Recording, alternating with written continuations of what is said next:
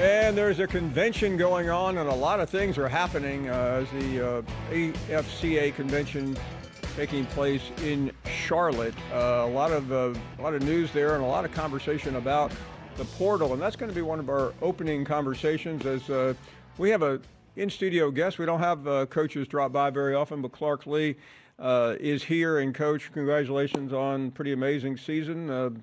Quite a few awards came your way. I know that's not the goal, but it has to be nice to reflect back on a pretty cool year. Yeah, it does. I mean, we're gonna enjoy the fruits of the success as we prepare to amplify and to build upon it. But I'm proud of our team and our program. I think we were able to cover a lot of ground in a year, and we've got a great nucleus coming back, and they're already back to work. So trying to find ways not to sit back and copy and paste what we did, but find ways to improve so that we can keep moving the program forward. Coach, I know that there are 13 games in your season, but everywhere I go, they talk about one, and I know that in Nashville, it will never get old talking about the win over Alabama. Just what did that mean, being the number one team in the country? What did that mean just for the program and for the identity of what you do every day? Well, I think in the moment, I guess you're not really taking all that in. By the time I was heading to the midfield handshake and the stands were clearing and the goalposts were coming down, I started to realize, the magnitude of the win. It's a weird thing because as a coach, you really go into every game, expecting to win. I mean, it's always at the forefront of your mind. That's not just something you say. It's not just something you say. I do recognize, and I think particularly just in the number of people that reached out after the game, and even as the season wore on, and as we got through the last game to reflect back, what a significant moment that was for us. And that it's just a moment that I'll never forget, and hopefully we create more of those moving forward, but we'll never lose the significance of the first time we did something like that and really made a statement. Yeah, and by the way, there were other really great wins and great competitive moments, but sometimes I was talking about that Friday night after the Cotton Bowl, and I'm with a bunch of athletes who are very accomplished, and they're looking at it through a very finite lens, and I'm like saying, we're only going to remember one play in this game because I'll be sitting there the next morning, and that's the one that I know how the network works, and in your game, it's the scene at the end. It's everyone going crazy, even though there were a million plays that went into it and a lot of preparation. Yeah, and I've said this privately a bunch, but it was a celebration for a community that needed a celebration like that. And I'm proud of the way our university captured it and really held on to it and celebrated even as the year went on and found creative ways to engage the fan base around that moment. And again, my focus now is on trying to create more of those. And it's part of the aspect of this that becomes kind of infectious is, you always want more, but nothing will ever diminish the magnitude of that moment for me and certainly for our team. Let's talk about where we are right now, because you've been meeting with coaches, and there's a lot of conversation, and there's all kinds of proposals, and I may have even missed the passing of one to start narrowing down what is going on every year. You got recruiting, you got the portal. It's just mass chaos. So what are you hearing from your fellow coaches? We had a really productive meeting this morning, and I'd like to shout out Craig Bull, who is the executive director of the AFCA and is doing a remarkable job leading our group. But we had a productive session where we really had a great attendance from all the FBS coaches. Not everyone was there, but there was a good number there and a lot of great opinions shared.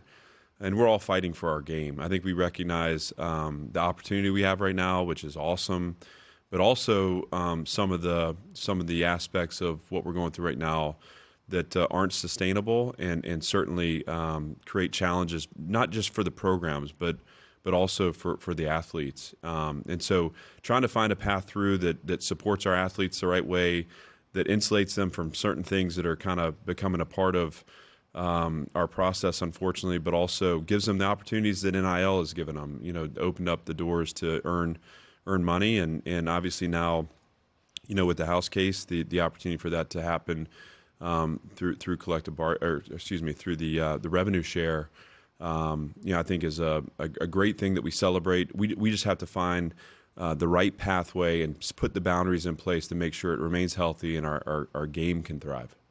And listen, you've watched it. You were a player. You've coached you were at Notre Dame before you got here, and I want to talk about that in a minute. But in terms of the difference between some of these schools, like one of them playing for the national championship, and what you do every day, how do you level the playing field? I mean, you've done it on the field.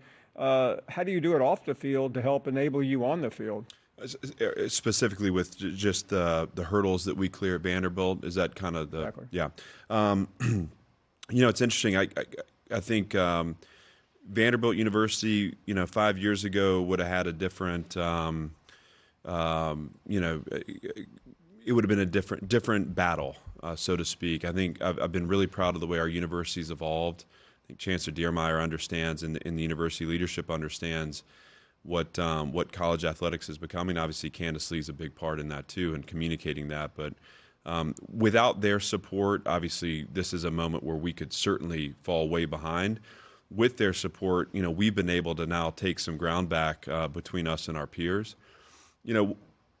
Anything that differentiates us can be looked at as either a constraint or it can be an opportunity, and that's our choice. And so certainly we don't always have the ability. We can't get everybody in, or we can't function exactly like our peers in every way, but in the things that make us unique and the things that differentiate us, we see those as opportunities actually to create a product that becomes a great fit for the people looking for it. So we don't see it as things that hold us back. Obviously, we got to continue to push and to evolve our systems and our process to make sure we remain competitive. And the goal is not to stay the same; it's to get better. But I think there's a product at Vanderbilt that's going to stand the test of time.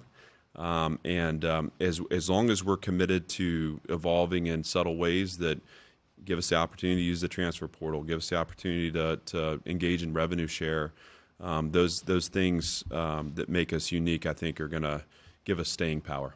Talking to Coach Clark Lea, and Coach, in terms of where you are right now, and I've been tied up with the playoff for 4 weeks, and I've lost track of Diego Pavia's case. Where are we with him? Well, Diego's back, and I think it's an awesome thing for him. Obviously, that was something that he had to go through for himself, but we supported him in his efforts. And Diego's become a really important part of this. I think he would tell you that there's so many aspects of this program that have allowed us to kind of reach this breakthrough point and maybe a launching point for more. But we can't talk about Vanderbilt football right now without talking about Diego. And it's not just that swagger and that competitive personality you see. I mean, there's a great process there. There's a great teammate. He really he wants to win, and so everything that he does aligns with winning. Again, he's become someone that I'm really have formed a great relationship with, and I'm so happy to have him back and a part of our team. From a personal standpoint, we have the opportunity to talk to a lot of different athletes, but I don't remember ever talking to one more engaging than him in the few times that we've had a chance to meet him. I mean, he is from another world when it comes to connectivity and likability. What makes him unique, and I think this is something that I admire in him and also kind of relate to him with, is he's inquisitive. I mean, he's curious about everything. So our conversations most times have to do with him asking me, how I've gotten to where I am in my career. What are the things that are most important to me? Or he'll notice something that I do in my routine and he'll ask me about it. And the people that engage with him outside our program always seem to come back to that this is a humble guy who is curious, he's inquisitive, he lives a question, but he plays a statement. And I think those two things go hand in hand. And he's really built his confidence through that growth process that's allowed him now to achieve it on the highest level, the highest stage. Coach, let me get some thoughts as you have watched this playoff unfold. I mean, we were talking before you sat down here about the length of it, and interestingly, the amount of games that have to be played. But both of the schools in the championship game did not play in a conference game, which means that this is their fourth game, but it could have been the fifth. since the end of the season. You know how difficult a 13-game season is. Where do you think we are right now? I know everybody wanted it, but we have it, and it's difficult. Well, I'd first say that it's a goal of mine to play in that conference championship game, and so that is one of the single most important things we're aiming towards is to try to take enough ground to get there. And the onus is on us. We have to do the work, and we have to put the product on the field that allows that. And we're some distance away from that right now, but we're looking to cover that ground over the next 8 months. The way the schedule's evolved, the game is going to have to evolve with it. I think we're when you're playing 14, 15, 16 games, you're creating stresses on players, college players, that we've never had a schedule to have to account for that. And so this is a great, first time through. I think there's a lot of learning in this. Obviously, we've been watching it from our a vantage point of having a bowl game to prep for and being done December 27th. But we're taking our notes too to say, what are the things that you have to do mid-season, certainly early in the year, but mid-season, late season, to have a team that's healthy and that can sustain through a playoff push. I believe that the two teams remaining are some variation of healthy, and it's almost like, Barely. yeah, it almost becomes that's the game. It's like, can you keep your team healthy and intact to give it your best shot at the finish line? I think that's the real challenge. I'm curious. You spent time at Notre Dame under Brian Kelly, and I'm not going to put you on an awkward spot with your former boss, but I mean, he is on record saying that he left to go to the SEC and LSU in particular because of resources and ability. He didn't say they didn't have them at Notre Dame, but that was the inference. I'm just curious what you think of Notre Dame making it through this process, knowing how difficult it is up there. Well, listen, first of all, so much respect for Marcus Freeman and Pete Bavacqua and all the people there that are evolving that program too. And I think Jack Swarbrick did such a great job as a leader there. And so I've got a lot of affection for Notre Dame. I've got a lot of affection for Brian Kelly. I mean, I wouldn't be sitting here with you without either of those two things. But I think part of the thing that I admire about what Notre Dame's done is, in a similar vein as what we're attempting to do at Vanderbilt, is they haven't stayed the same. When Coach Kelly left, they've dedicated resources. He's got a great staff. It seems to me they're building on the momentum. They're moving at a speed that allows them to catch the wave right now.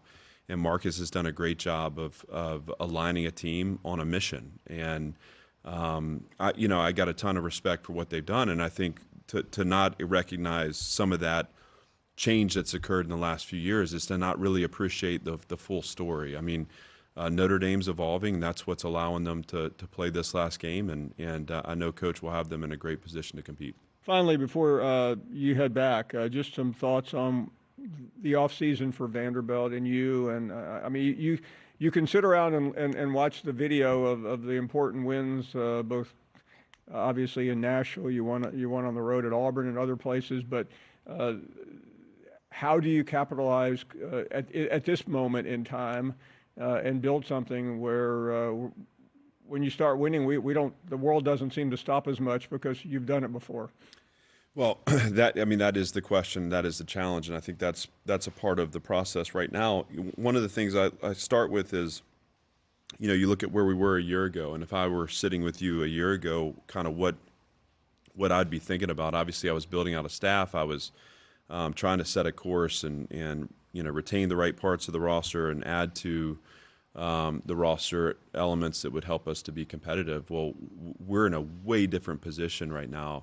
I think the critical mistake would be not to scrutinize everything. And so, I said this to the team, to copy and paste is to stay the same is to fail. And so we have to, all of us within our roles, find ways to level up and be super intentional about what it looks like to advance the program. If we're going to talk about playing in the conference championship, that has to be reflected right now where we do have runway in the smallest of behaviors and attitudes towards the work that needs to be done. Obviously, when I'm here and we're at the AFCA convention, I'm away from the team. I'm entrusting a lot of people that are monitoring the starting points of our training. But when I get back, it's going to be paying attention to all those details, the discipline, respect, and spirit that we think it's going to take to move this program forward. And the goal is to reset expectations, and you can't do it once and think that's the reset. We have to double down. We have to keep moving forward and really chase the respect that we're looking for in college football. Well, congratulations. It is going to be a very enjoyable offseason for Vanderbilt fans, and especially you and your staff and team. Thank you very much, Coach. Thanks, Paul. Good to be with you. Great to see you. We'll take a short break. We have a lot to do. We started it on a pretty great note with Coach Lea. We'll be right back.